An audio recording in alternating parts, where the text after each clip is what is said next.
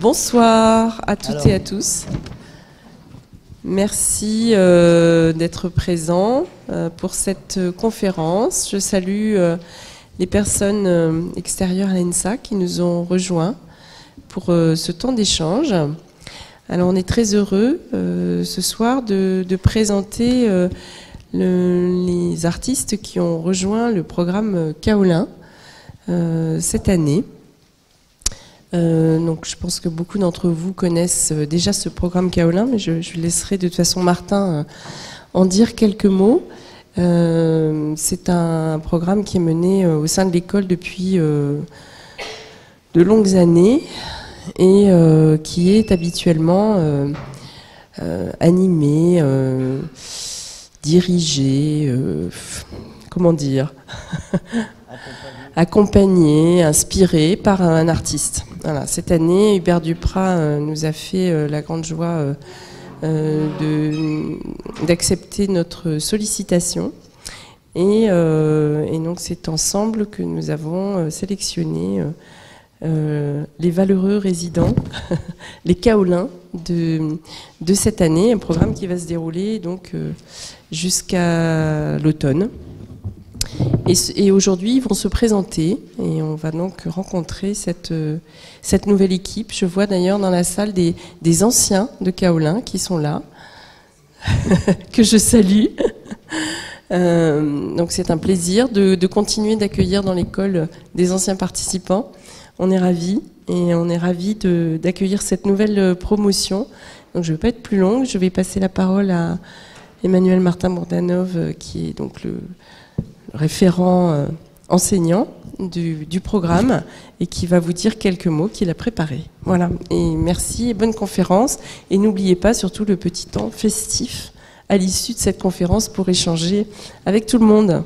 Merci. Bon, bonjour à tous.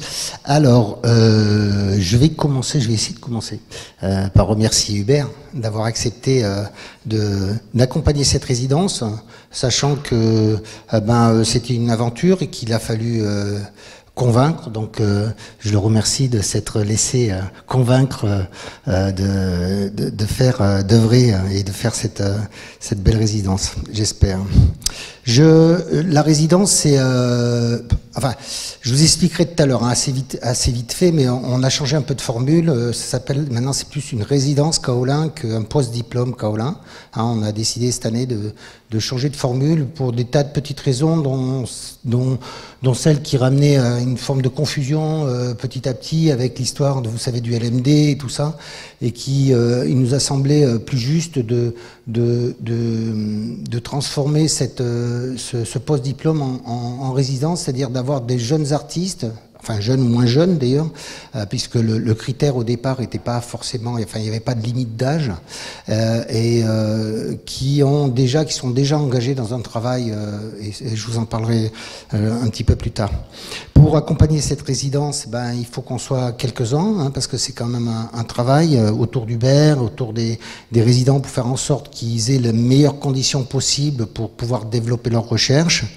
Donc voilà, c'est juste un petit signe à Karine Archer qui est dans son lit, donc on va penser à elle très fort, à Guy Ménard qui va certainement arriver, hein, à Gilles et à Juliette qui sont là aussi pour amener leurs compétences et soutenir les résidents dans leur recherche. Résidents qui sont là, qui ont été sélectionnés parmi un petit peu moins d'une cinquantaine de candidats.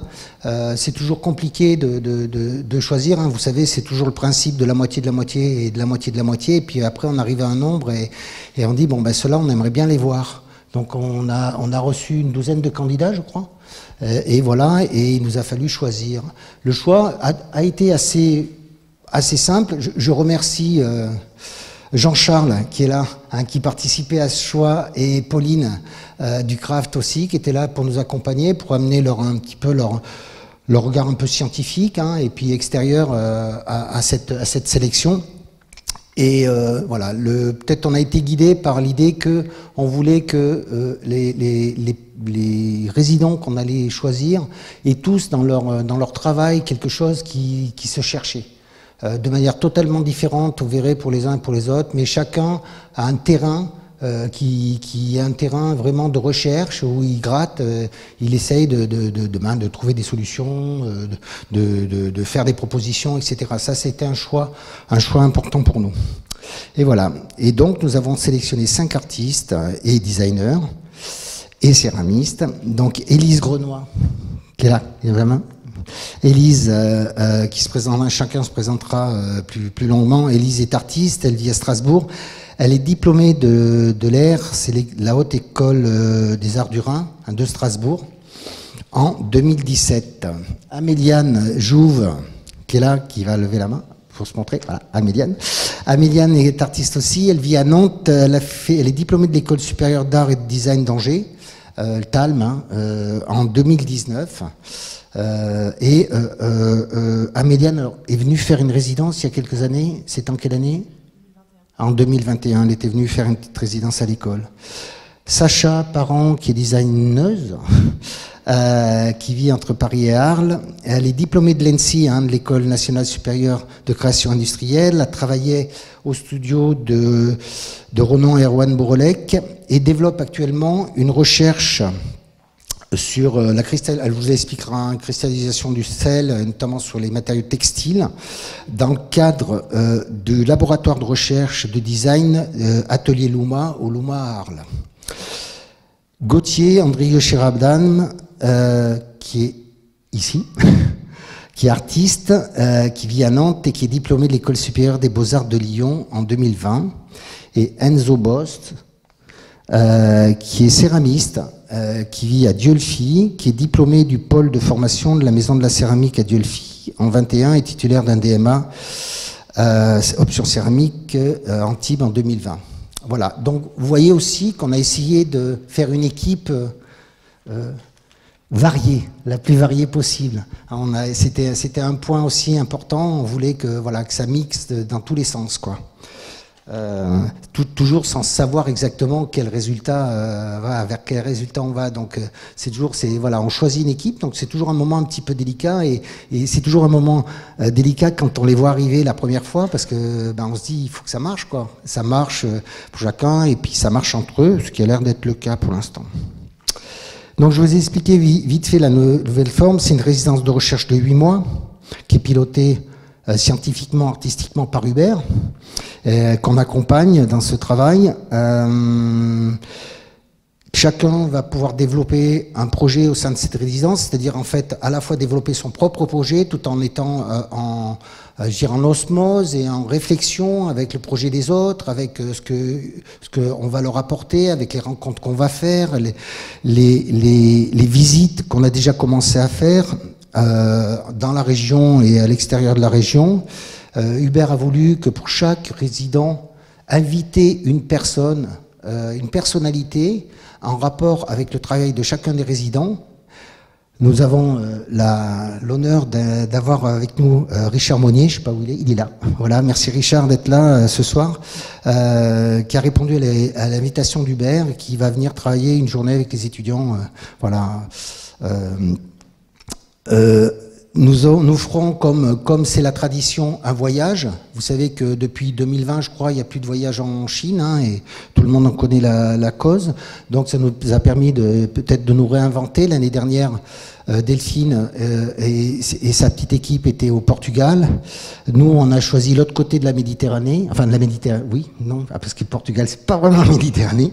Donc, on va faire une déambulation, une espèce de road trip on a voulu, avec Hubert, partir d'ici, vraiment, c'est-à-dire en voiture, et puis aller jusque dans les îles éoliennes, et notamment à Lipari, à la rencontre du peintre de Lipari et des carrières de kaolin qui se trouvent là-bas. Voilà, on va traverser la Sardaigne, la Sicile, enfin, je pense que ça risque d'être pas trop mal. Ça, on va faire ça au mois de mai. Et à l'automne prochain, on n'a pas encore grand-chose à vous dire là-dessus, mais il y a une restitution dont on est en train de travailler la forme, exposition, peut-être en petite publication, on verra, on va réfléchir à tout ça parce que en fait, on est parti dans l'idée que on mettait tout sur la table et que chacun d'entre eux allait saisir et c'est ensemble qu'on allait construire ce travail. Je crois que j'ai à peu près tout dit. Donc je vais vous laisser la parole. Hubert, si tu veux parler, peut-être un petit mot? Oui, simplement j'ai beaucoup hésité parce que je me sentais enfin pas trop compétent pour faire ça. Je continue à le penser, mais disons que j'apprends beaucoup. Voilà.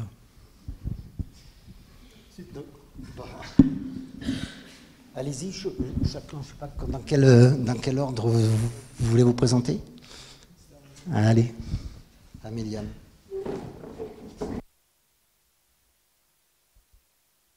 Oui, juste pour après, vous pourrez poser toutes les questions que vous voulez, et puis de toute façon, on a prévu une petite collation dans la cafétéria justement pour vous permettre d'échanger avec tous ces jeunes gens. Voilà.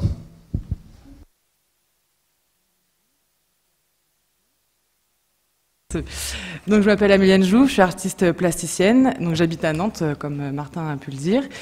J'ai un atelier là-bas avec mon collectif. Je suis installée depuis 2022 là-bas.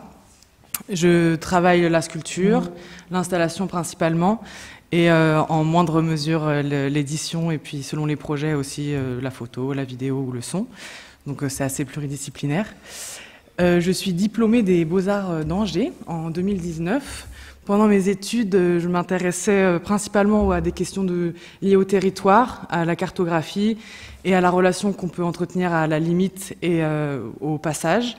Donc la frontière est devenue un de mes sujets de recherche principal, ce qui m'a poussée à partir en échange en Israël pour nourrir mes recherches de mémoire, qui portaient donc sur la frontière, le passage, la traversée. Donc j'ai été diplômée en 2019 et suite à quoi j'ai postulé à plusieurs projets et j'ai été lauréate d'une résidence de création au Centre de conservation du patrimoine corse à Calvi.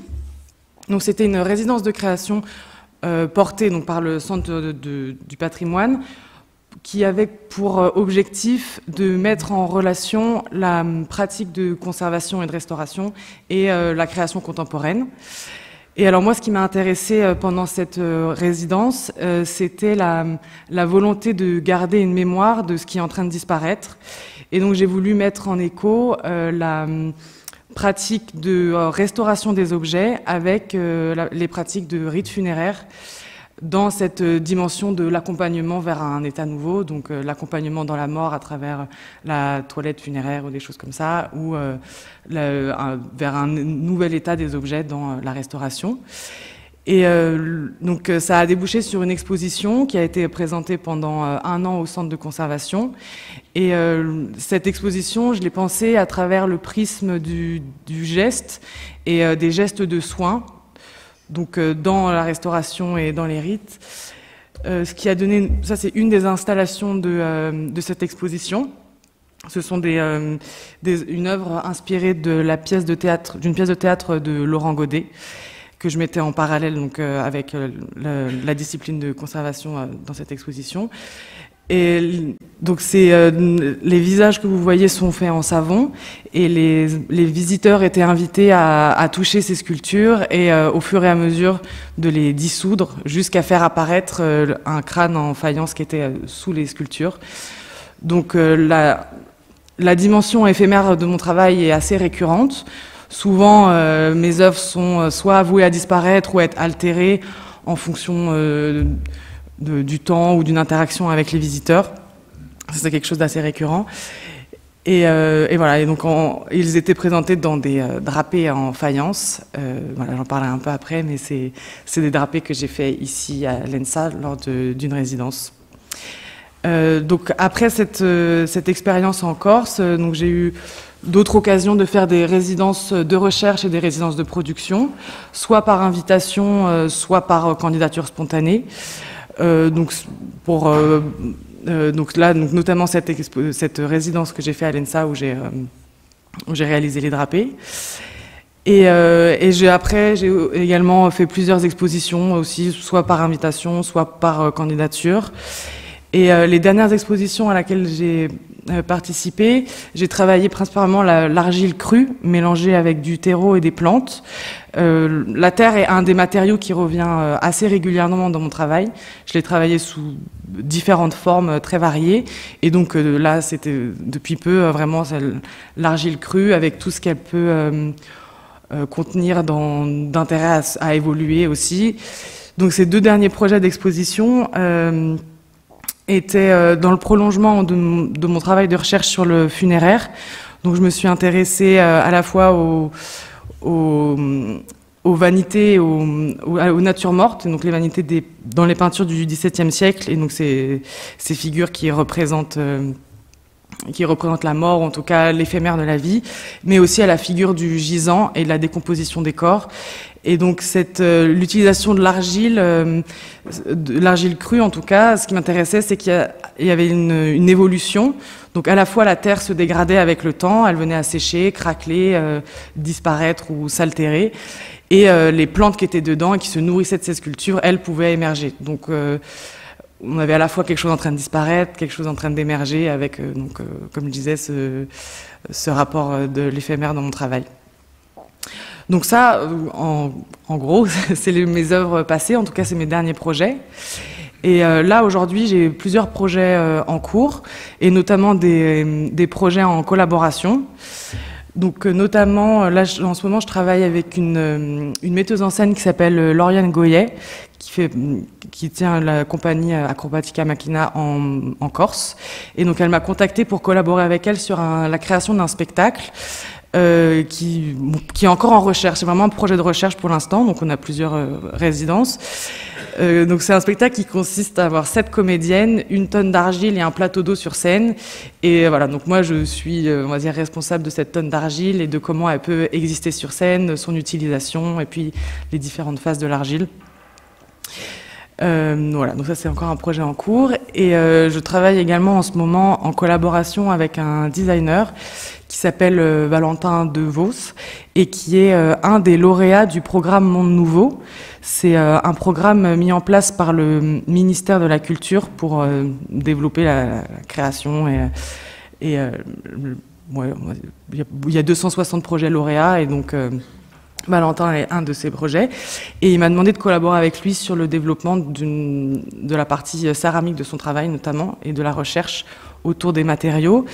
Donc il développe un travail de recherche sur les terrils du nord de la France et donc ces sites d'extraction de charbon et tout le rapport aux déchets industriels miniers et comment on se réapproprie aujourd'hui ces sites qui sont à l'abandon et qui sont aussi les témoins d'une époque. Et donc ensemble, on travaille sur le terrain et en atelier pour récupérer des matériaux.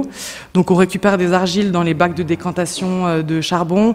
On travaille avec le charbon, avec les schistes, tout ce qu'on peut trouver sur place. Et voilà, donc cette recherche, elle a plein de pans que je ne vais pas développer ici, mais donc voilà, donc le charbon devient un de mes nouveaux matériaux que j'interroge aussi via ce projet-là. Et que je compte aussi apporter dans ma recherche que je vais développer ici pour Kaolin. Donc moi, ce qui va m'intéresser là pour ce projet, ça va être de mettre en résonance ces 2 matériaux, donc la porcelaine et puis le charbon, avec notamment leur territoire commun qui va être le feu, en tout cas l'épreuve du feu. On fait cuire les porcelaines avec le charbon. Et donc un des pans de ma recherche que je veux développer ici lors de cette résidence, ça va être toutes les techniques de cuisson liées au feu. Donc avec les constructions de fours, voilà, des expérimentations autour de ça et aussi autour de matériaux extraits. Enfin, cette notion de l'extraction, que ce soit l'extraction du kaolin, l'extraction du charbon et tout ce que ça engendre aussi derrière en termes de modification de paysages, de conditions, de retourner un peu à cette idée du minéraux, enfin des minéraux dans le sol, comment on les extrait et qu'est-ce qu'on peut en faire aussi. Et qu'est-ce que tout ce chemin-là peut raconter aussi dans une pratique contemporaine à travers le feu. Voilà, je pense que j'ai fait à peu près le tour de ce que je voulais vous dire. Aussi, en parallèle de ces projets, j'ai cette année intégré un organisme de formation technique et professionnelle pour les artistes-auteurs. C'est un organisme qui s'appelle l'IFI, parce que lors de tout mon parcours, j'ai continué à me former techniquement sur des choses très diverses. Donc j'ai fait des formations en tour, j'ai fait des formations en moulage matériaux composites, en sculpture taille directe et sculpture monumentale. Et au fur et à mesure, cet organisme-là avec qui je faisais les formations m'a demandé d'intégrer ce projet. Et donc là, c'est le tout début de notre collaboration, mais j'aimerais bien aussi, à travers cet organisme, développer le pan céramique pour ça. Donc pour l'instant, on me propose des formations en verre, en sculpture, sculpture monumentale, moulage, et voilà, qui sont à destination essentiellement des artistes-auteurs, ce qui est quand même assez rare. Voilà, c'est des formations finançables par l'AFDAS. Voilà. Donc si jamais ça intéresse des personnes d'être formées aussi après les études, voilà, c'est aussi un projet dans lequel je fais partie. Je pense avoir fait le tour. Oui. Non, c'est des formations assez courtes. Ça peut être des formations d'1 ou 2 semaines. C'est vraiment centré sur des techniques particulières. Mais c'est pas obligé du coup d'être après les études. Si par exemple, c'est ça, c'est des questions de financement. Après, ça peut être autofinancé. Enfin voilà. Mais non, en soi, ça peut être ouvert à plein de gens, mais après, à partir du moment où tu as ton statut et que tu commences à avoir des revenus en tant qu'artiste-auteur, tu développes des droits qui peuvent te permettre de financer ce genre de formation gratuitement, sinon elles coûtent assez cher quand tu les autofinances. Voilà, c'est une petite... Oui. L'IFI. Je ne l'ai pas marqué ici. C'est LEAF. Voilà. Je ne sais pas si vous avez d'autres questions. Bah, c'est parfait, ça. C'est que j'ai été claire.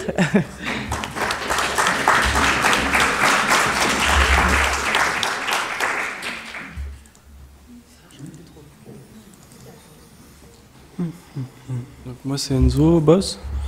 Donc, je suis céramiste dans la Drôme. Artiste aussi, on peut dire. Hein. C'est un peu pour eux, quoi, entre les deux. Du coup, moi, je travaille sur... je vais vous raconter un peu mon parcours sur cette diapo, parce que j'ai pas de diapo sur mon parcours. Du coup, en gros, j'ai fait une première année à la IR, donc Haute École des Arts du Rhin, en formation, donc, qui n'a pas été concluante. Donc, ça m'a amené à faire d'autres formations par la suite dans plusieurs domaines pour chercher ma voie. Ça m'a amené au DMA céramique d'Antibes, qui est une très bonne formation, mais dans une institution, un lycée, donc voilà, à 22 ans, c'était compliqué. Après, je suis arrivé du coup à la formation de Dieu le fit, donc qui est une formation certifiante. Je crois qu'elle a été dévaluée. C'est une formation professionnelle en céramique qui permet qui était très avantageuse pour les jeunes adultes comme moi, du coup. Pour plusieurs raisons. En fait, ça permet de rencontrer un réseau. Je pense que c'est une formation qui peut être faite après les Beaux-Arts, d'ailleurs. Ça permet de rencontrer un réseau de céramistes qui est très soudé, un collectif, quoi, surtout dans la Drôme et dans l'ensemble de la France aussi, donc de faire une multitude de stages. Voilà, je vous le vends pas, mais c'était une super expérience qui m'a amené à m'installer juste après, donc c'est assez professionnalisant. Et à obtenir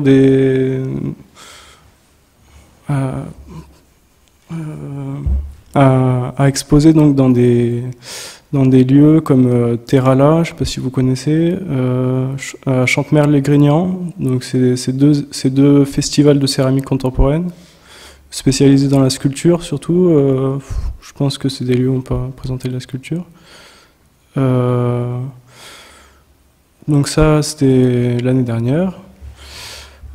Qu'est-ce que j'ai fait? J'ai fait des expositions donc, dans le lieu où j'ai fait ma formation à la Maison de la Céramique de Dieu le fit, dans des galeries, une galerie pas loin de Dieu le fit et une galerie à Marseille. Et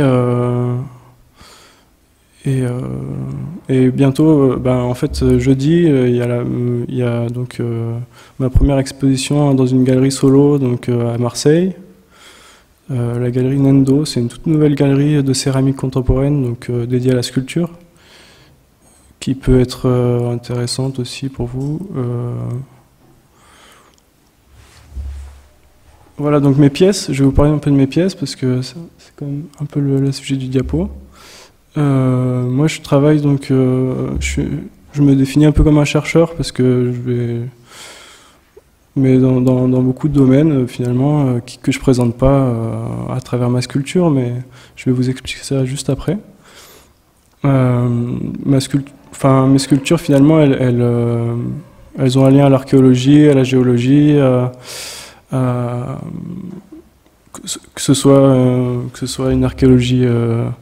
Bon, je vous expliquerai lié à de la documentation, à une symbolique de l'archéologie. Je sais pas, j'essaie de vous parler, mais de ça assez simplement. Mais vu que j'y arrive pas très bien, j'avais prévu que j'y arriverais pas trop, donc j'ai prévu des diapos plus concrètes. Donc ça, c'est une de mes dernières pièces qui va être exposée à Marseille, qui est quand même assez grande et qui est un nouveau projet, qui initie un nouveau projet. Et à partir de cette pièce, je vais vous dérouler en fait sa fabrication, parce que j'ai un lien. Elle fait à peu près 1m20, je crois. J'ai un lien quand même fort à la poterie, au savoir-faire, qui fait que je vous parlerai peut-être mieux de la fabrication.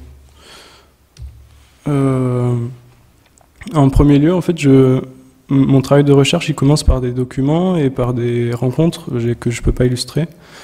Des documents qui vont m'amener sur des lieux de collecte d'argile locale, donc pas seulement d'argile d'ailleurs, de tous les matériaux que je trouverai. Donc granit, feldspath, qu'est-ce que je peux vous dire, marne, sable, non identifié, etc. Et grâce à ces documents et à ces rencontres, je me fais un plan pour aller chercher sur le terrain. Donc je pense qu'il y en a beaucoup dans votre école qui font déjà ça. Donc je ne sais pas si c'est très nouveau, mais en tout cas, ici, c'est la carrière de Diolfi. Voilà à quoi elle ressemble aujourd'hui. C'est une carrière qui a été fermée à cause de problèmes d'argent, je crois dans les années 80 à peu près. Donc assez récemment, finalement, à cause finalement des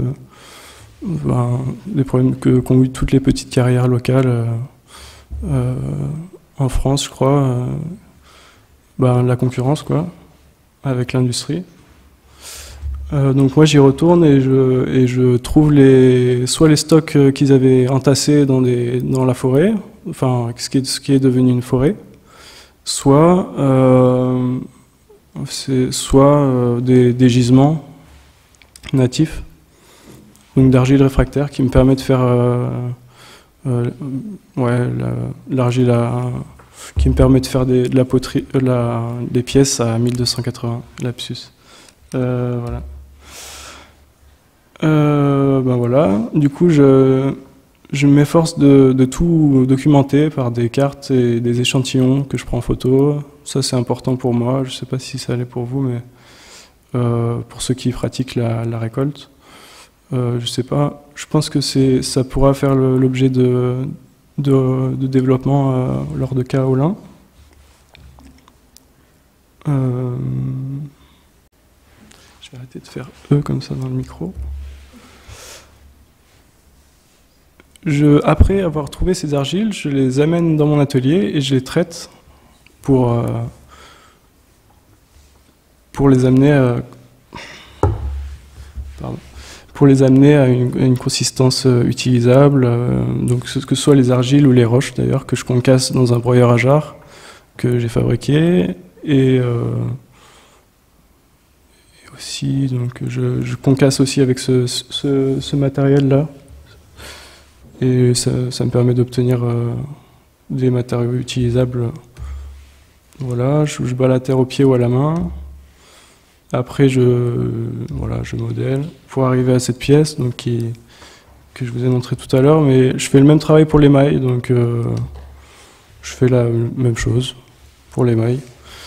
Sauf que c'est un peu plus compliqué parce qu'il y a moins d'informations sur Internet, des zones où chercher, quoi.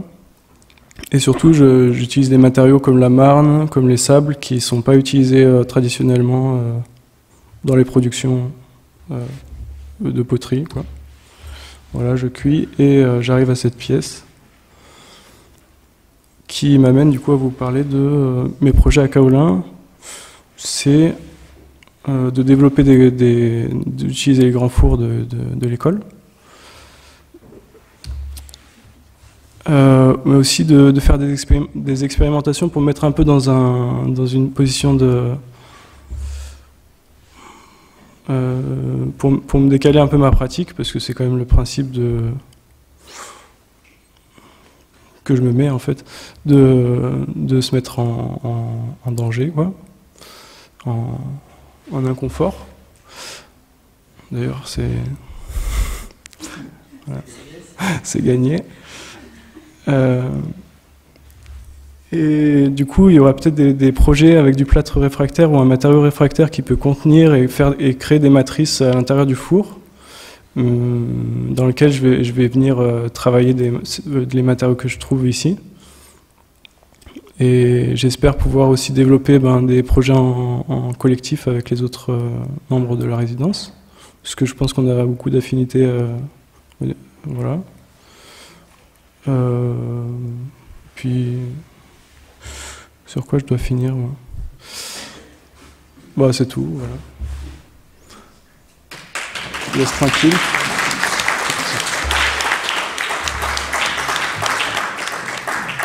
qu'il y a des questions pour Enzo? Je vous laisse tranquille. Ouais. Ok, ça va. S'interrompre. Qui prend le relais?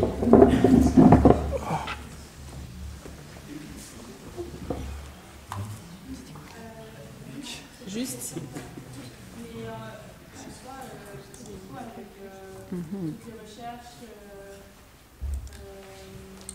que tu as fait autour de la vente de matériaux, est-ce que tu penserais à les développer ou je sais pas s'il y a un projet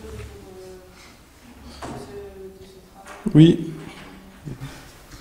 Oui, j'aimerais les... Enfin, c'était un but à la base. Je me suis dit que j'allais faire soit des documents, soit des... Mais j'y réfléchis assez sérieusement parce que il y a la problématique de la transmission, mais il y a aussi la problématique du sens que ça a, quoi. C'est-à-dire que si je fais une liste de tous les matériaux et que je les répertorie et que je montre mes cartes, il risque d'y avoir un problème écologique aussi, voilà. Tout le monde va creuser partout, surtout que ça se répand un peu cette histoire de matériaux locaux et que c'est pas contenu par la science ou par quoi que ce soit. Et que beaucoup de gens se mettent à faire des trous un peu dans toutes les zones naturelles, voilà. Je sais pas, ça... Donc ça me pose des questions et sinon aussi, peut-être avec Améliane, je sais pas, ou d'autres, faire peut-être des échantillons qui soient présentables à la fin de Kaolin aussi, voilà. C'est en réflexion. Merci. Je te laisse ta parole. Alors, moi j'étais aux Arts Déco de Strasbourg, la IR, avec Enzo, on s'est croisés très brièvement, on n'était pas dans la même année, et je vous avouerai que je ne me rappelle pas trop, mais je suis désolée. Mais du coup, donc je vais vous parler de mon parcours. Quand j'étais aux Arts Décoratifs, je suis rentrée en équivalence. Comme beaucoup de personnes, j'avais fait une prépa. Je suis restée 1 an à l'ESSAD de Reims, c'est du design. enfin design culinaire, art. Mais bon, je voulais vraiment venir à la IR parce que du coup il y avait un côté un peu mi-matière, technique, mi-art. Et du coup pendant 4 ans j'ai été à l'atelier verre. Donc j'ai appris les basiques comme le soufflage, la pâte de verre, le thermoformage. Et au fur et à mesure des mois, des années, j'ai fait de la recherche autour de la pâte de verre avec des animaux morts. Enfin, il y a quelques exemples. Je ne vais pas vous parler que de ça pendant 20 minutes, mais du coup, c'est des procédés. Enfin, c'est un peu détourné de la technique de la cire perdue, où normalement on a une matrice en cire qu'on vient recouvrir de plâtre, on enlève la cire et on fait la suite en fonderie, par exemple en bronze, mais aussi en pâte de verre. Et moi, je laissais les animaux dedans brûler. Du coup, le cristal et l'animal venaient, enfin les cendres et les os venaient se mélanger. Et il y avait vraiment un intérêt pour la dimension de la conservation et du changement de statut. Quand j'étais encore en études, je pensais que c'était vraiment la figure animalière qui m'intéressait, puisque je récupérais des oiseaux en bordure de route, blaireaux, martres, un peu tout ce que je trouvais, quoi.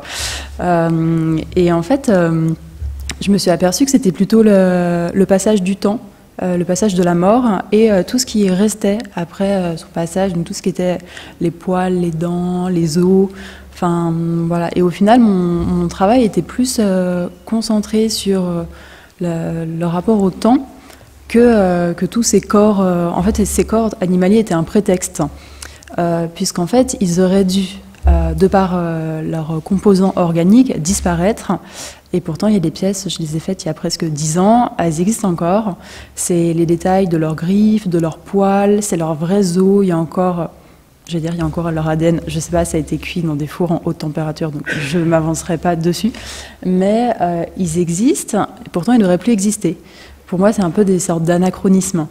Et je trouve que j'ai un peu une passion pour le moulage. Je trouve que ça ouvre tout un champ de possibilités, de conservation. Et du coup, le moulage, je m'en sers pour conserver, mais parfois aussi pour multiplier. C'est-à-dire que si la forme est manufacturée, par exemple comme avec ces pièces-là, donc de plus près, c'est de la vaisselle. C'est dans une ancienne manufacture à Sarreguemines, donc dans la région Grand Est. Donc il y a cet exemple-là, et avec les jarres aussi, qui étaient des jarres sur lesquelles j'avais fait un moule en Corée du Sud, puisque pendant mon parcours à la IR, je suis partie presque 1 an en Corée du Sud pour apprendre la céramique et un peu le verre. Et du coup, je me suis aperçue que si la forme était manufacturée, s'il y avait eu des intentions de fonction et ou des choix humains derrière ça, je me servais du moulage pour multiplier et en utilisant une matière, donc là la paraffine, donc ça allait multiplier et dégrader, puisque la paraffine, je ne sais pas si vous avez l'habitude de travailler avec, mais ça jaunit, ça prend la poussière, s'il fait trop chaud, ça se déforme. Et du coup, le principe de cette pièce-ci, c'est qu'au fur et à mesure de l'exposition, bon là, elle était en hiver, donc ça ne s'est pas passé, mais quand il y avait eu l'exposition des diplômes, c'était l'été, et en fait, au fur et à mesure de la journée, des jours, les pièces s'affaissaient de plus en plus. Je pense qu'on les voit bientôt. Ah voilà, mais elle est en 2 parties. À la fin, elles étaient toutes ramollies. Et en fait, ça faisait référence à c'était un moule de jarres que j'avais trouvé en Corée, enfin dans l'université. C'était des formes qui servaient de crachoirs et de poubelles, alors qu'à la base, ça ne servait pas du tout à ça. Il y avait un rapport à l'alimentaire, c'était quelque chose, un objet très traditionnel. Et je m'étais un peu dit, c'est un objet rond, donc je vais mouler que la moitié. Et puis, comme ça me fera des économies de silicone, de transport. Et je me suis fait envoyer la moitié du moule par bateau. Et en fait, le moule est arrivé complètement déformé, puisqu'à la base, c'était bien régulier. Enfin, je pense que vous voyez à quoi ressemble une jarre bien régulière. Et en fait, elle est arrivée avec cette sorte d'excroissance. J'étais hyper embêtée, parce qu'à la base, je voulais faire cette pièce en verre. Enfin, je ne m'attendais pas du tout à ce qu'il y ait cet accident. Et comme si un peu cette forme n'avait pas apprécié d'avoir été déplacée de continent en continent. Et du coup, j'ai décidé d'accentuer en utilisant la paraffine, justement cette déformation jusqu'à... voilà, enfin, c'est des pièces qui sont éphémères, je les refais à chaque exposition. Voilà. Donc, je vous ai dit, donc, je suis allée à Strasbourg pendant 4 ans, je suis partie en Corée du Sud, et après, à la fin de mes études, enfin, j'ai été diplômée en 2017, j'ai travaillé pour j'ai fait un service civique en médiation pour un CRAC, et j'ai adoré, en fait, je trouvais que c'était vraiment très complémentaire à la formation que j'avais pu avoir, puisque du coup, j'apprenais à faire les liens dans les œuvres d'une exposition, mais aussi à aller creuser les pièces de certains artistes qui étaient montrés pour faire les visites. Et en fait, ça a eu un très grand impact sur moi, la manière de réfléchir mes pièces, mais aussi d'en parler. Et ça m'a beaucoup apporté encore aujourd'hui en termes de... je sais pas, c'est vraiment un ensemble, et ça a été pour des raisons personnelles que j'y suis allée. Enfin, vraiment, c'était involontaire. Et au final, encore aujourd'hui, ça a un énorme impact. Et c'est souvent aussi le lieu pour réfléchir, quand j'y travaille, réfléchir à la prochaine exposition, lire des livres sur des choses qui ne concernent pas mon travail et finalement découvrir des choses qui peuvent avoir du lien avec ma pratique, plus ou moins. Et c'est souvent un moment de recherche. J'avais aussi candidaté à la résidence Kaolin parce que ça me faisait un peu penser à ça, ces moments où je travaillais dans ce centre d'art, et j'avais un peu envie de retrouver ça ici, à pouvoir avoir des conversations avec des enseignants, ou pouvoir aller à la médiathèque. Enfin, je sais pas, je trouve que quand on n'est plus à l'école, enfin moi ça m'a fait ça parce que j'avais un atelier pendant 4 ans, et bien je trouve que chaque chose qu'on fait, tout le temps, si on passe notre journée à lire, et que c'est pas tout à fait un livre en adéquation avec notre pratique, c'est pas que j'ai l'impression d'avoir rien fait de ma journée, mais je trouve qu'il y a plus une sorte d'urgence, de nécessité à la production. Enfin, la moindre recherche entraîne un coût, et du coup, on aurait tendance à plus aller vers une forme définitive. Enfin, je trouve que c'est pas comme à l'école avec ce confort qu'on peut avoir, ce temps qu'on a l'impression qu'il est presque indéfini, où justement on peut se laisser aller à divaguer vers des formes, des recherches. Et j'ai trouvé ça vraiment formateur d'avoir un atelier. Mais du coup, j'espère aussi pouvoir retrouver, je pense que c'est le cas, retrouver cette dimension à la fois de recherche, on va dire plus conceptuelle, mais aussi ce temps de recherche pratique à l'atelier, où on peut commencer à faire une forme, puis en fait, en cuisson, on n'est pas trop sûr.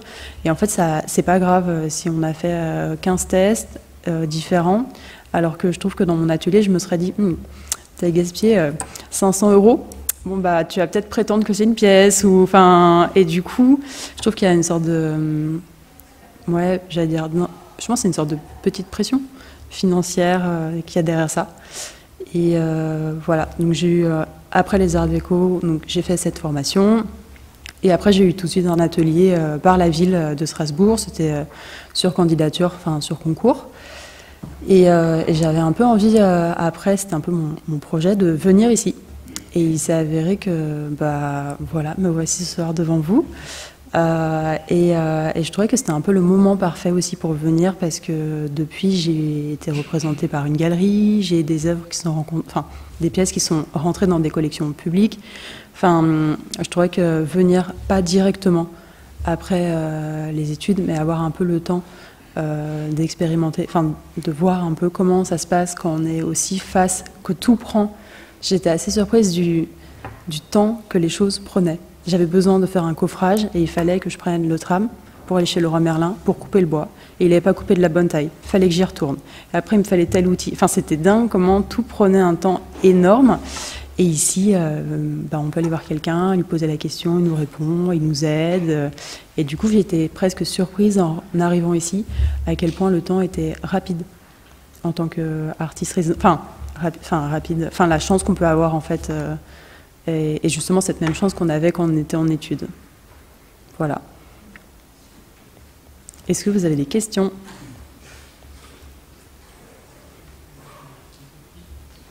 Oui. Attends, je vais récupérer un micro parce que enregistrement, sans micro, on n'entend pas les questions. Alors, qui a une question? Je remonte.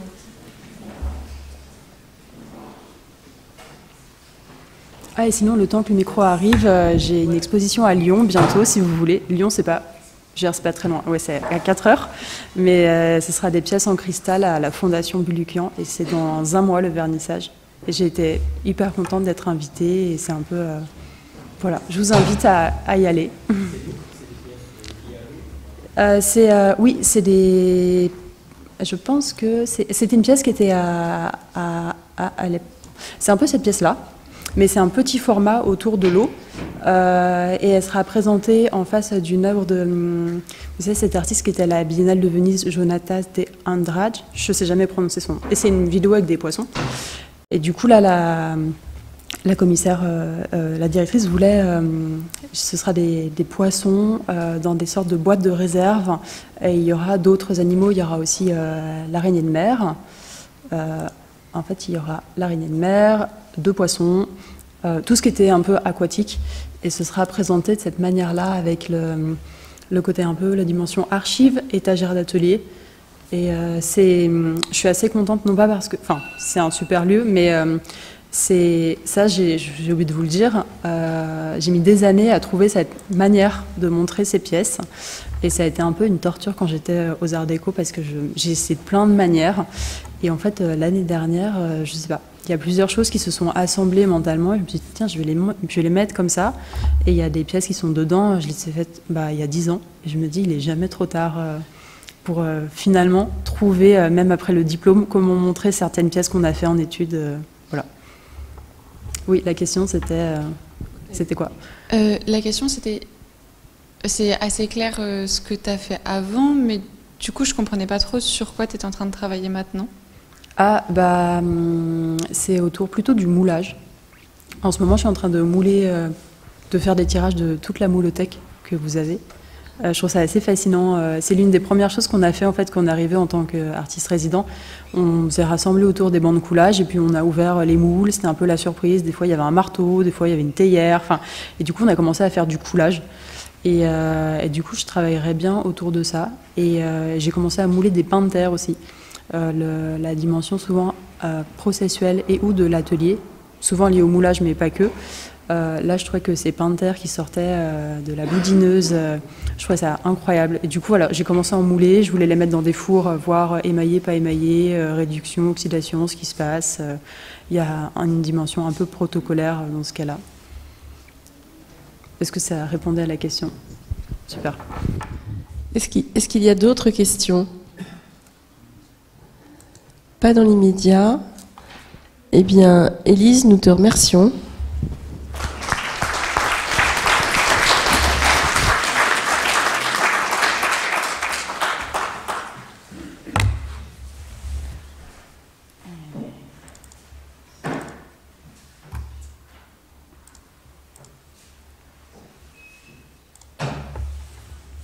Bonjour, je m'appelle Sacha. Du coup, moi je suis designer et je vais vous présenter un peu mon parcours, on va dire, d'études et ensuite ce que j'ai fait et un peu le switch que j'ai fait au moment où j'ai senti que je voulais me tourner plus vers de la recherche en design. Voilà. Du coup, moi, après mon bac, je suis partie à l'école du Perret. J'ai fait ce qui s'appelle une MANA, c'est une mise à niveau en art appliqué. Ça n'existe plus. Et ensuite, je suis rentrée à l'ENSI Les Ateliers. Du coup, c'est une école de création industrielle. Mais en gros, il y a 2 formations, une plus axée textile et l'autre, on va dire, design, produits immobiliers pour faire vraiment plus simple. Et autrement, j'ai fait un échange à NID, c'est en Inde, c'est dans le Gujarat, et je le mentionne parce que ça a été un moment un peu important dans ma pratique, parce que là-bas, j'y ai fait du soufflage de verre et de la céramique. Et c'est un élément qui a marqué ma pratique et qui a marqué aussi un peu une nouvelle manière de produire. Voilà. Du coup, juste pour revenir un peu sur l'ENSI, c'est une école qui est assez intéressante parce que c'est une école qui est vraiment axé sur on va dire un parcours assez personnalisé parce qu'il n'y a aucun cours obligatoire. Il faut juste choisir différentes modules qui nous intéressent pour différentes raisons.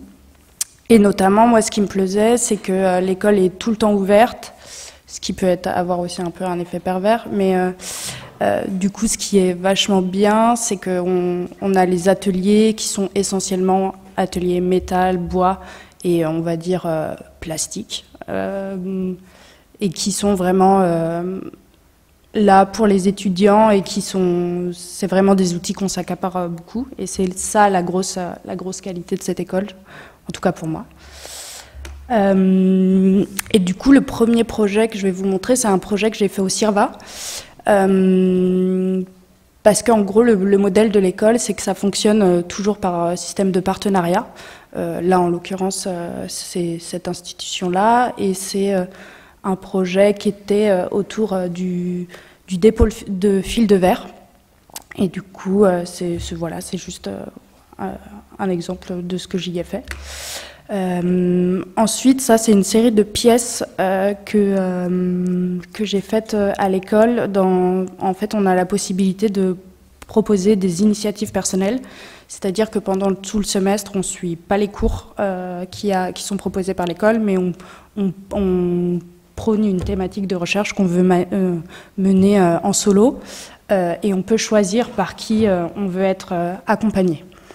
Du coup, moi, c'était une recherche autour de la céramique et un peu l'idée, c'était de détourner les outils classiques qu'on y associait. Ça, c'était à mon retour justement d'Inde que j'ai fait ça.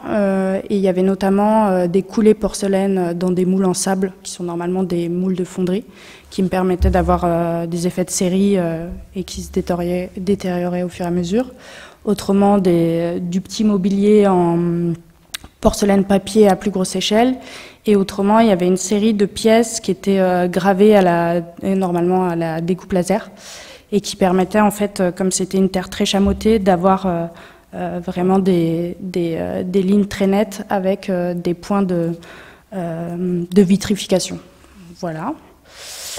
Et ensuite, ça c'est un projet juste que je montre assez rapidement, justement parce que c'est l'école qui nous offrait cette possibilité-là d'utiliser les machines en dehors des projets proposés par l'école. Et là, j'avais, avec une amie, dessiné une série de vases qui détournaient la technique de thermoformage. Du coup, le thermoformage plastique, c'est vraiment une technique vraiment pour de l'emballage alimentaire.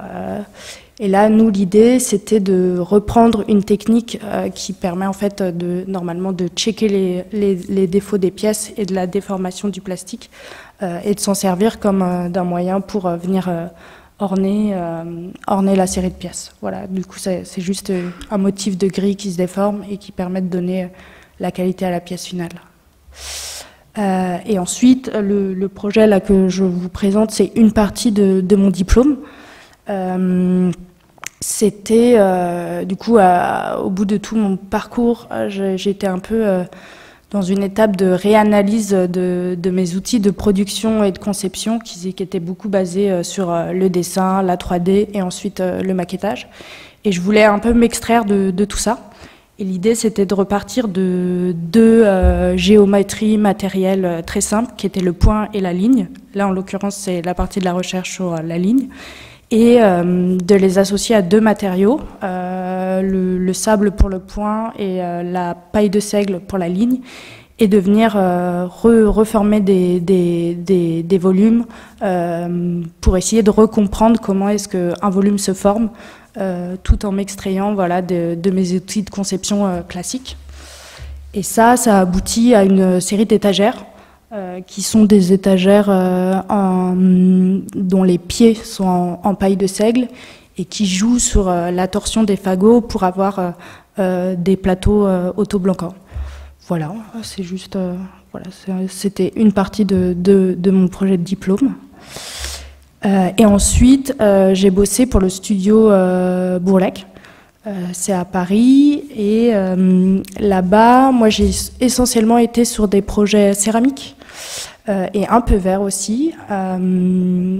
ça a été aussi bien voilà, du cadre que du vase, mais aussi de la brique, du carrelage. Et c'était hyper intéressant parce que tout l'enjeu, c'était du coup, moi j'étais une des assistantes de Ronan. C'était de comprendre un vocabulaire qui est hyper présent, une manière de faire qui passe du coup beaucoup par le dessin, et d'essayer voilà, de développer des produits qui sont voilà, des produits industriels ou manufacturés à partir voilà, d'une identité très forte. Et ça, c'était assez formateur. Voilà. Et aussi, ça m'a permis d'aller dans d'autres types de projets, là en étant associée avec d'autres assistants, et d'aller vraiment vers l'échelle de la micro-architecture. Du coup, aussi bien pour Rennes, avec ce petit élément sur l'eau, et aussi pour la bourse de commerce pour François Pinault. Et du coup, il y avait ces éléments, enfin, on va dire du mobilier urbain, mais c'est aussi de la sculpture pour moi. Et aussi, moi, j'ai beaucoup bossé sur tout un développement mobilier, aussi bien le mobilier qu'il y a dans les salles d'exposition que le restaurant. Et ça, c'était hyper intéressant parce que c'était de la réadaptation de pièces existantes pour un lieu spécifique. Et autrement, il y avait aussi du développement pur de création. Et moi, j'ai bossé sur du développement tapis. Et ça s'est fait dans le nord de la France avec la société Catry, qui a une technique un peu particulière, c'est le tissage Wilson. Et en gros, c'est le dossier du tapis qui se tisse en même temps que le dessus du tapis. Et là, c'était tout un jeu sur les poids qui sont sur les bobines pour ne pas justement produire du motif, mais plutôt de la texture et de la vibration. Du coup, là, ce qui m'intéressait beaucoup, c'était à partir d'une idée de Ronan, de vraiment développer un process qui permette d'obtenir une qualité. Voilà. Et ensuite, après tout ça, j'ai eu envie de plutôt m'inscrire dans d'autres types de recherches, dans le sens où je voulais aller voir autre chose que le monde de l'édition, de mobilier, je ne vais pas dire classique, mais en tout cas qui est vraiment hyper particulière, quoi. Et j'ai plutôt eu envie de me tourner vers la recherche, et du coup, j'ai pris part... Enfin, je suis allée à l'atelier Luma et j'y suis toujours à mi-temps. Du coup, ça, c'est un laboratoire de recherche qui est basé à Arles. On est financé par la Fondation d'art contemporain Luma. Du coup, ça nous permet d'avoir beaucoup de moyens. Et ce qui est très intéressant, c'est que il y a différents types de recherches qui sont toutes liées au territoire camarguais. Moi, je travaille essentiellement sur deux recherches qui étaient déjà là à l'atelier quand je suis arrivée, et moi, je me suis juste immiscée, on va dire, dans ces grosses recherches, et j'ai eu, ce qui est super bien, c'est qu'on a l'opportunité de développer de nouvelles choses et du coup de vraiment axer de nouveaux potentiels. Moi, j'ai bossé, donc je bosse toujours d'ailleurs, pour la laine et le sel. La laine, en gros, moi, je travaille sur... il y avait beaucoup de développement textile, du coup, à plat, et je travaille sur plutôt des modes de mise en forme de la laine, ce qui sont souvent liés à des manufactures qu'on a en Camargue ou des savoir-faire assez traditionnels. Et je bosse aussi sur... du feutrage à l'aiguille assisté par bras robotisés. En gros, c'est une espèce d'extraction d'une technique assez classique qui est l'aiguittage de nappes de laine qui amène à du feutre, mais qui est un peu détourné dans le sens où c'est du feutrage partiel, ce qui nous permet d'obtenir des qualités de matelassé ou de motifs qu'on n'aurait pas dans les techniques traditionnelles.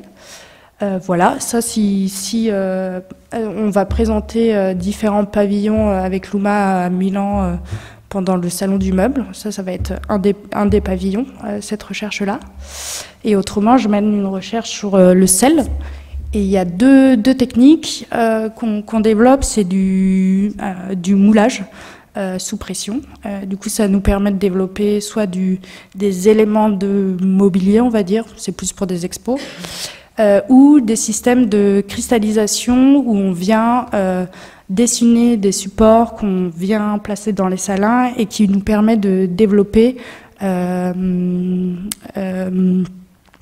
on va dire, soit des diffuseurs. Là, en l'occurrence, c'est une lampe avec un diffuseur en sel cristallisé. Mais en tout cas, ce qui est intéressant avec cette recherche, c'est que c'est toujours de la co-création. On dessine un élément support et ensuite, il y a le phénomène naturel de la cristallisation du sel qui vient engendrer une pièce.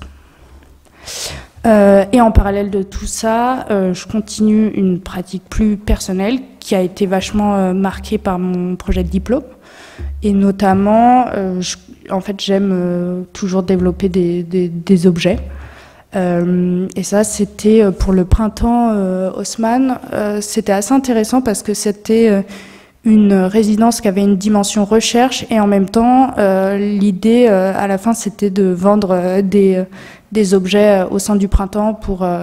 du coup, c'était assez particulier, mais du coup, ça c'est issu de ma recherche de diplôme autour de ces hybridations entre paille de seigle et autres matériaux.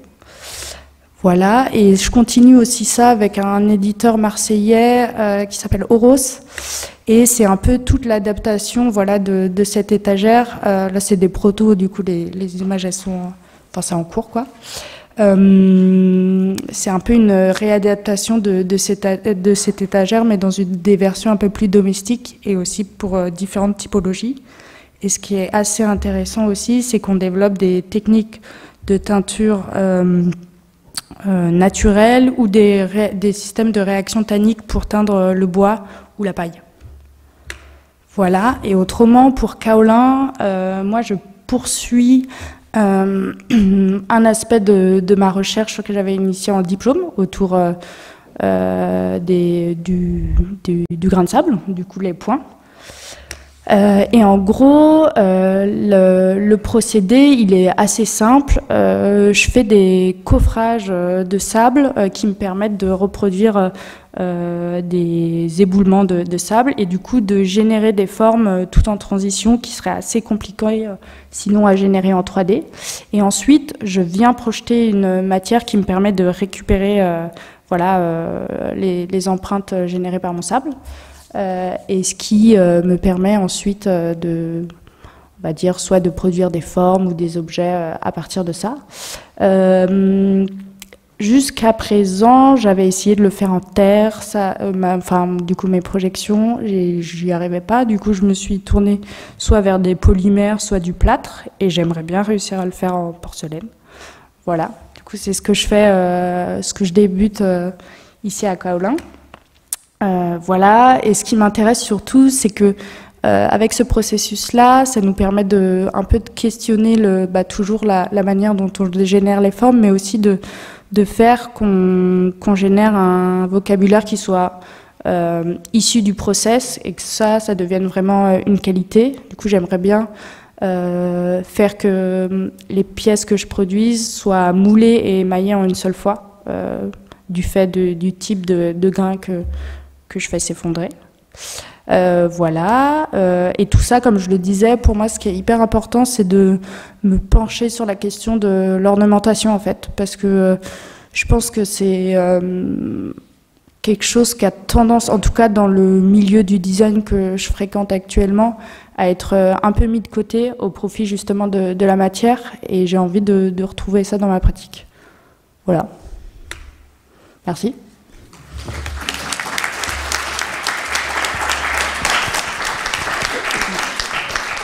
Avez-vous des questions pour Sacha? Oui, une question. Sacha, tu as parlé d'une matière pour récupérer la forme au niveau de tes grains de sable. Est-ce que tu pourrais nous en parler un peu plus? En gros, jusqu'à présent, ce que je projetais, c'est soit du plâtre, soit un polymère. Ça dépend en fait des tailles, des échelles de mes pièces et aussi des trous. Enfin, il y a tout un tas de paramètres qui font que je m'oriente vers une matérialité à projeter ou une autre. Mais du coup, là, l'idée, ce serait de soit le faire en plâtre et ensuite restaffer par-dessus et obtenir un moule, ou soit directement réussir à projeter de la porcelaine pour obtenir une pièce, quoi. Je sais pas si c'est clair. Si, si. Ouais. D'autres questions? Non. Oui.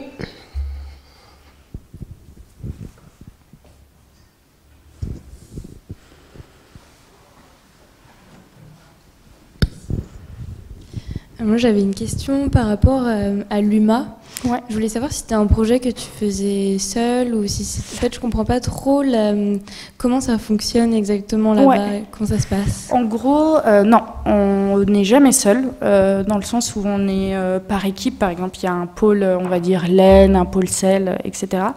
Et l'idée, c'est que dans ces pôles, c'est à chaque fois des équipes pluridisciplinaires, dans le sens où il y a souvent des designers, des ingés et des archis, mais ça reste un trio assez classique. Mais on se tourne toujours, on bosse toujours avec des manufactures qui sont présentes en Camargue. Mais à chaque fois, là je le disais en mon nom, mais on est toujours des équipes. Voilà. Mais c'est juste que souvent on initie seul des pans d'une recherche plus globale.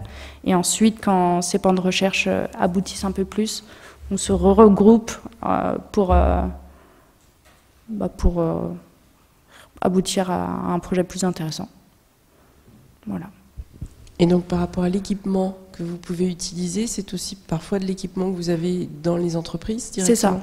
C'est ça. En gros, vu que c'est un labo privé, nous, on a un site qui est hyper intéressant et qui est très fourni en termes de machines.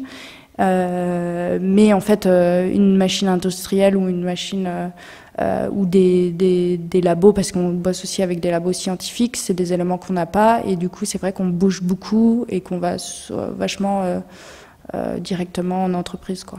Et c'est ça qui est hyper intéressant, je pense, dans cet atelier de recherche-là, quoi. Voilà. Tout à fait. Est-ce qu'il y a d'autres questions? Eh bien, merci Sacha. Il nous reste à écouter Gauthier.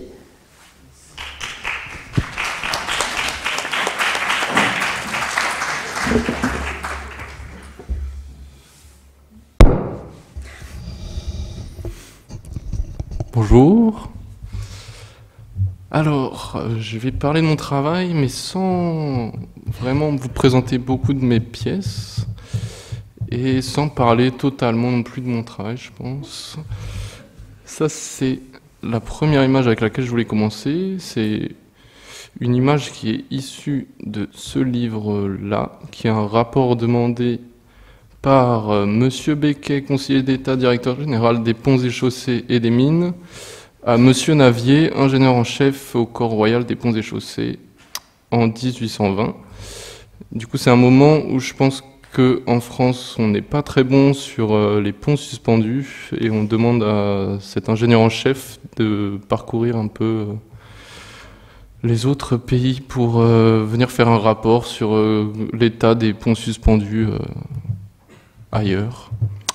Et du coup, si j'ai présenté cette première image, c'est parce que dessus, alors on peut rapprocher ce pont-ci de celui-là, et en fait on se rend compte que entre le pont à la corde au Pérou et le pont sur le Tweed, on a à peu près les mêmes systèmes structurants, c'est-à-dire que le pont de corde au Pérou c'était déjà un pont suspendu et qu'ensuite on les a sûrement plus tard compris et complexifiés, et que ça donne du coup ces ponts un peu plus complexes qui au final sont aujourd'hui les plus grands ponts qui existent. Le pont de Millau, c'est un pont suspendu.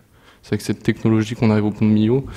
Et du coup, ça j'en parlerai plus tard de comment ça fonctionne, mais ça me permet un petit peu de ramener une notion qui m'intrigue, c'est de savoir si on découvre les formes ou si on les invente, et c'est quelque chose qui est vachement lié à la science, la découverte scientifique, de savoir si on découvre dans le monde ou si on invente à partir de lui.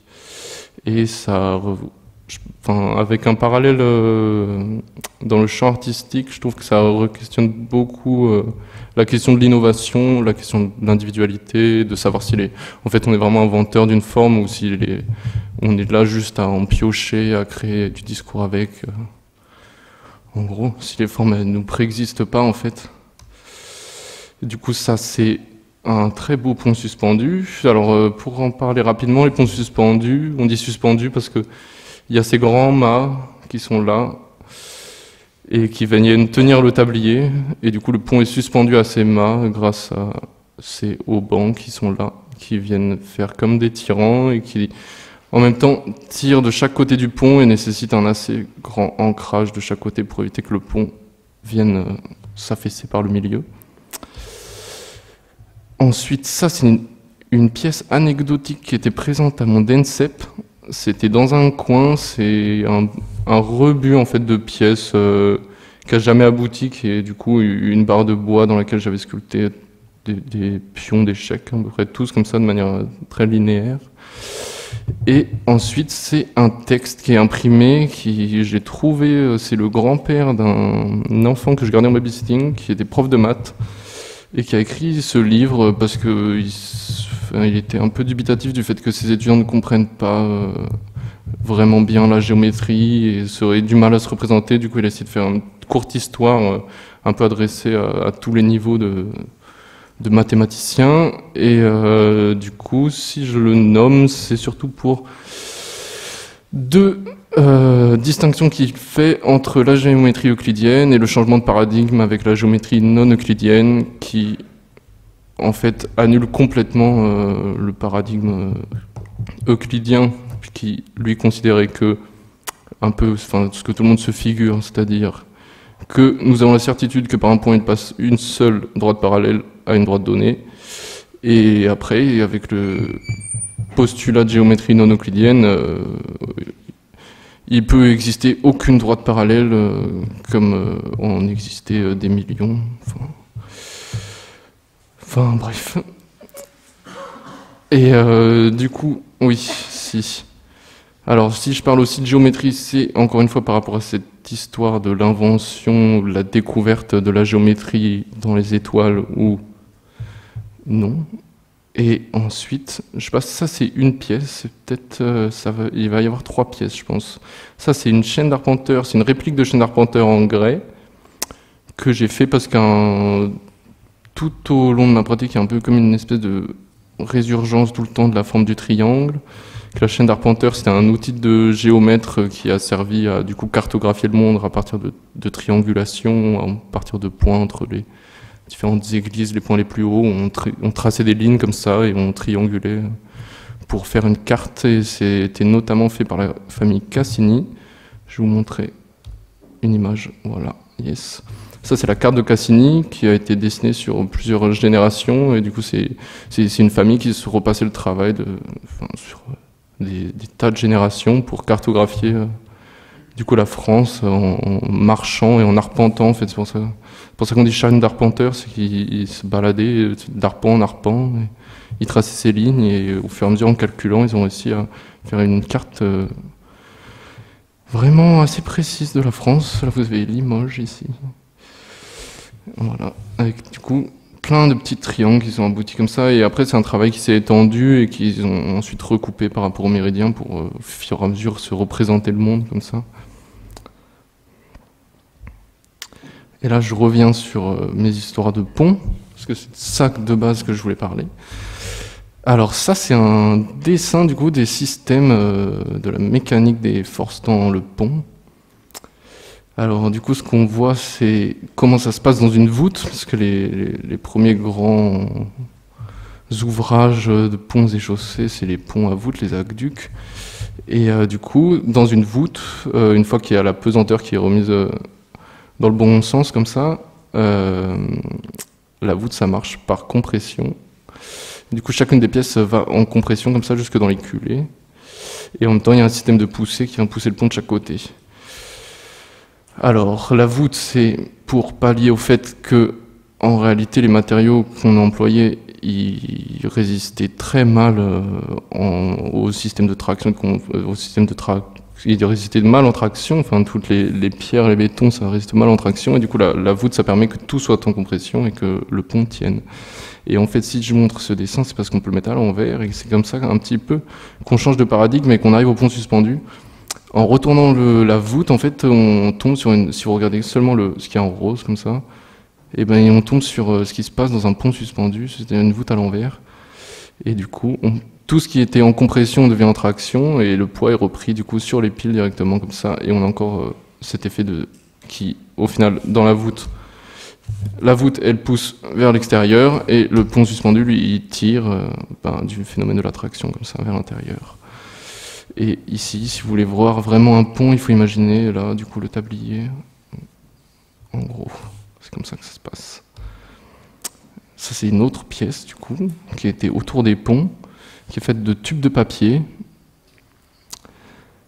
et qui me permettait un peu d'amener une espèce d'histoire qui est racontée très bien par Tim Ingold dans Archéologie, enfin ce livre c'est les 3A, je me souviens plus exactement, mais il parle de la construction des cathédrales et que ça mettait tellement de temps à se construire qu'en fait il n'y avait pas de plan qui avait été établi et que c'était au fur et à mesure qu'on décidait des plans et du coup encore une fois par rapport à cette histoire de la découverte et de la découverte intuitive aussi qu'on a pu avoir des ponts et de la mécanique des forces.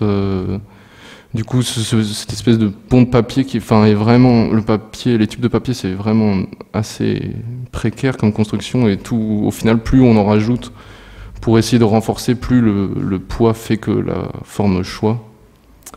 C'est comme une lutte et je pensais à ce moment-là cette histoire de cathédrale sans plan et du coup, je m'aventurais à essayer de faire une forme de pont comme ça avec ces tubes en les emboîtant au fur et à mesure. Ça, c'est encore un autre pont. C'est le pont sur le First of Force, le premier pont des 4, je crois que c'est comme ça qu'il s'appelle en fait, 1890. Et si je montre celui-là, c'est parce qu'au début je voulais vous proposer de faire une forme de performance, mais j'ai pas tout le temps de préparer ça. Mais je voulais qu'on fasse une petite réplique de ça tous ensemble. C'est l'architecte du coup du pont qui explique de manière assez intuitive comment fonctionne son pont, et du coup c'est encore cette histoire de pont suspendu où lui il montre corporellement comment ça se passe avec ses deux acolytes, et du coup on retrouve bien les mâts et les tirants, les culées qui tiennent le pont, et lui qui est là comme le tablier suspendu entre ces deux acolytes du coup. Du coup là, ce bras-ci et ces bras-là en fait ils travaillent du coup en traction, et ceux-ci là ils viennent plutôt en compression du coup voilà. C'est comme ça que ça se passe. On mélange un peu la voûte et le pont suspendu là.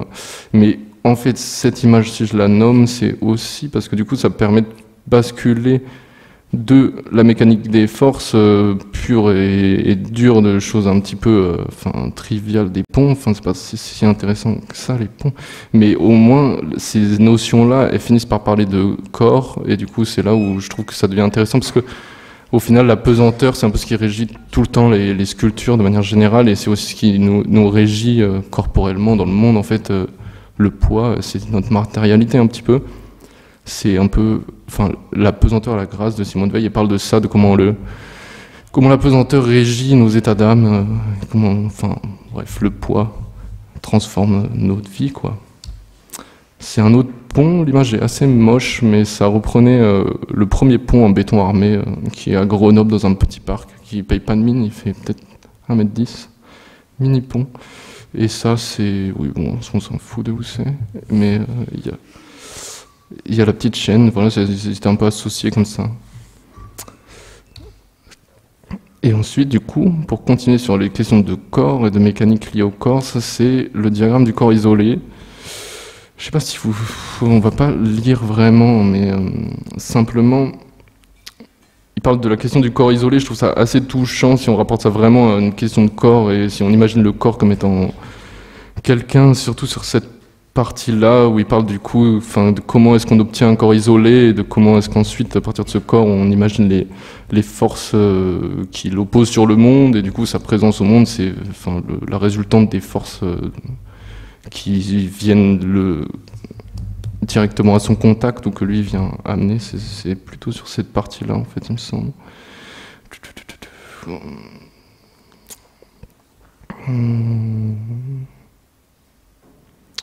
Je sais plus où c'est.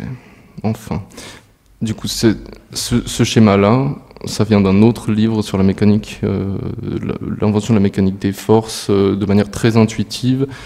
C'est un livre qui parle beaucoup de Simon Stevin, qui invente un peu tous ces dessins, toute cette question de gravité, qui les invente ou qui les découvre, on ne sait pas encore, une fois, on ne sait pas, et qui invente du coup la démultiplication des forces, les poulies, etc.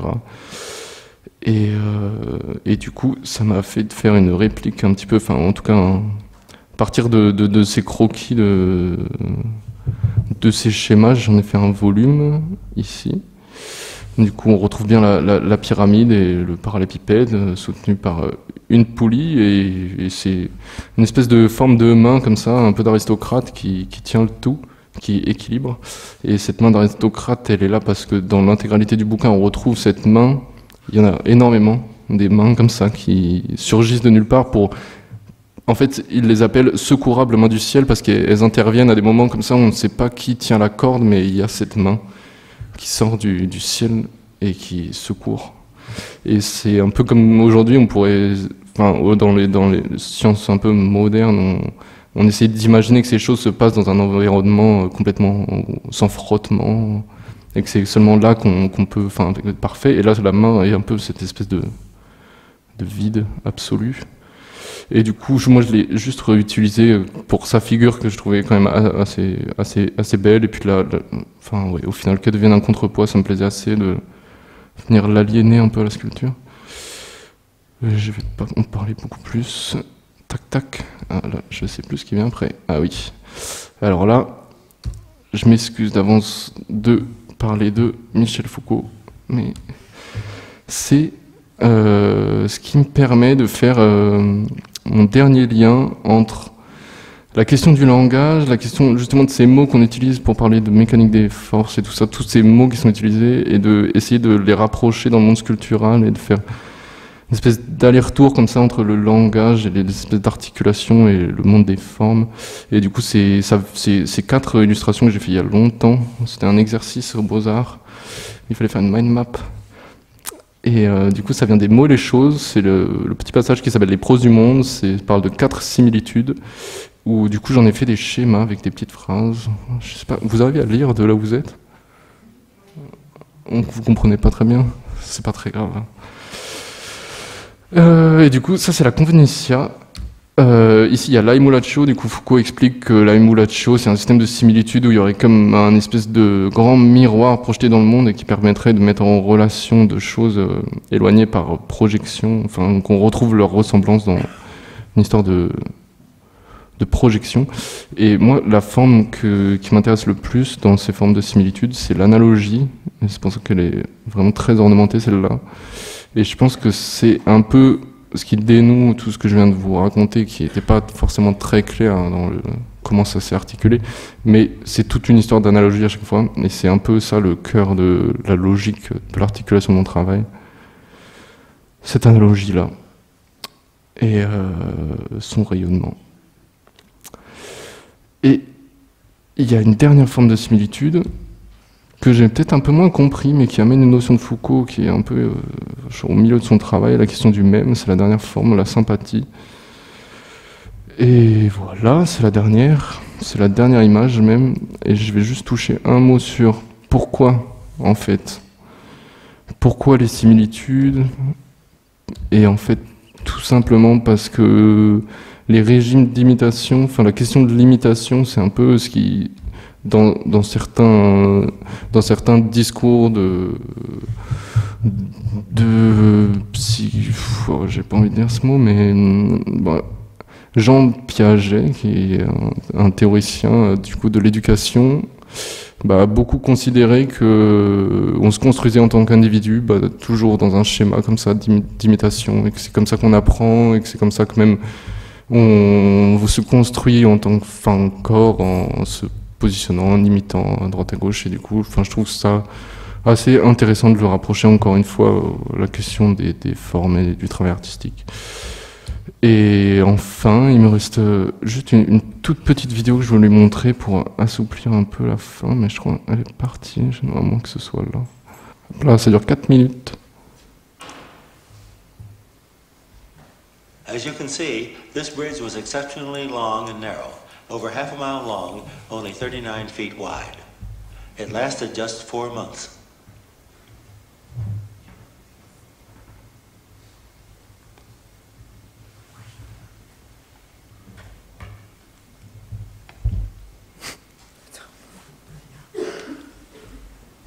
During construction, we see the steel girders, 8 feet tall, which were supposed to stiffen the bridge against bending. However, some up and down vibration was observed during the entire useful life of the bridge. Here's opening day.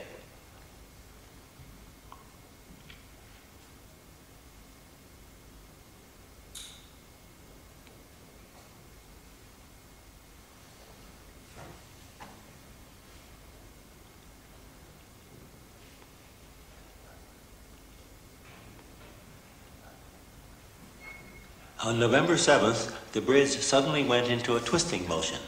The wind speed was a steady 42 miles per hour.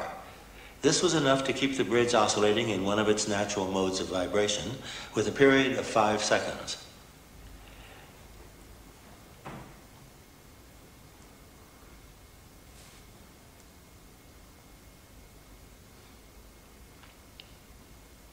A professor of engineering went out to see what had happened.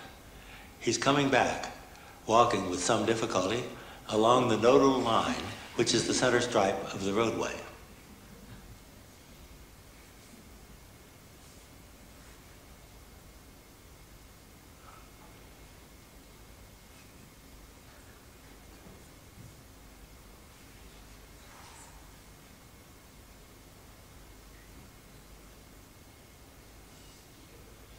It's remarkable that the girders were this flexible. This is photographed at normal speed. However, a collapse was inevitable after a little more than an hour of this.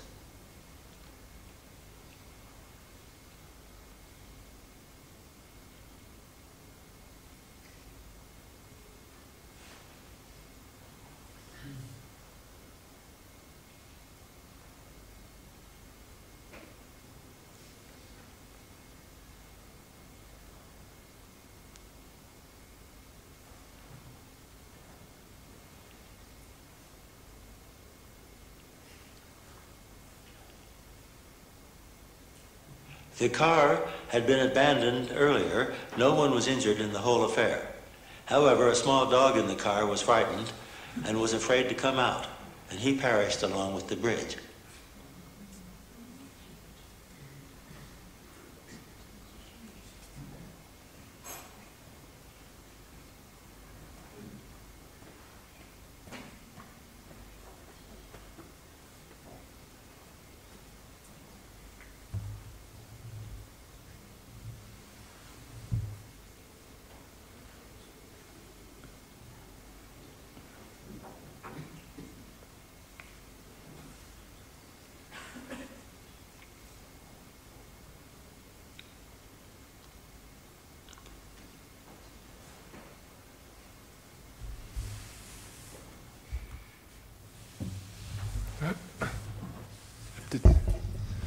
Il paraît qu'on ne sait pas très bien ce qui s'est passé, mais que c'est une histoire de résonance, que c'est le pont qui est rentré en résonance avec le vent à une certaine fréquence. Je crois qu'il fait une oscillation toutes les 5 secondes et pendant du coup à peu près 1 heure jusqu'à ce qu'il casse, quoi, en gros. Voilà.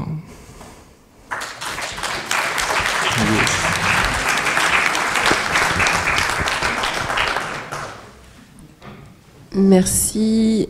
Avez-vous des questions pour Gauthier? Oui.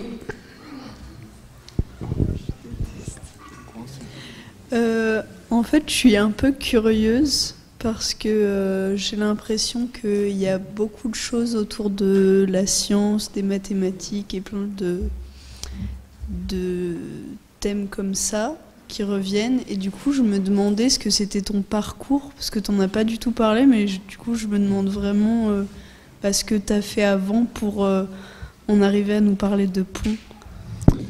Et j'ai fait les Beaux-Arts de Lyon pendant 4 ans. Voilà, c'est tout. Juste, j'ai fait aucune formation. J'étais un peu en coloc avec un ingénieur à un moment, mais c'est tout. Voilà. Non, je pense que vraiment, c'est des espèces de parallèles que je tends entre vraiment plutôt des questions de langage en fait que vraiment des questions de mécanique. Ouais. C'était plutôt une manière un peu informelle de vous dire que mon travail c'est des ponts un petit peu comme ça quoi. Enfin je parle des ponts un peu de la manière dont je tisse des ponts pour articuler mes formes entre elles quoi. Et j'ai juste une autre question. Qui c'est qui a dit que on grandissait dans un schéma d'imitation? Ça, c'est Jean Piaget. C'est un livre, je l'avais pendant un moment, mais je ne sais plus comment il s'appelle. Mais c'est un psychanalyste qui travaille beaucoup sur l'enfant et l'adolescent. Après, c'est assez, c'est un peu dur à lire, c'est assez flou aussi. Je trouve qu'il est très controversé, Piaget, mais ouais. Je suis pas sûr que ce soit une référence à noter. Je sais pas. J'ai rien noté alors. Merci. Une autre question?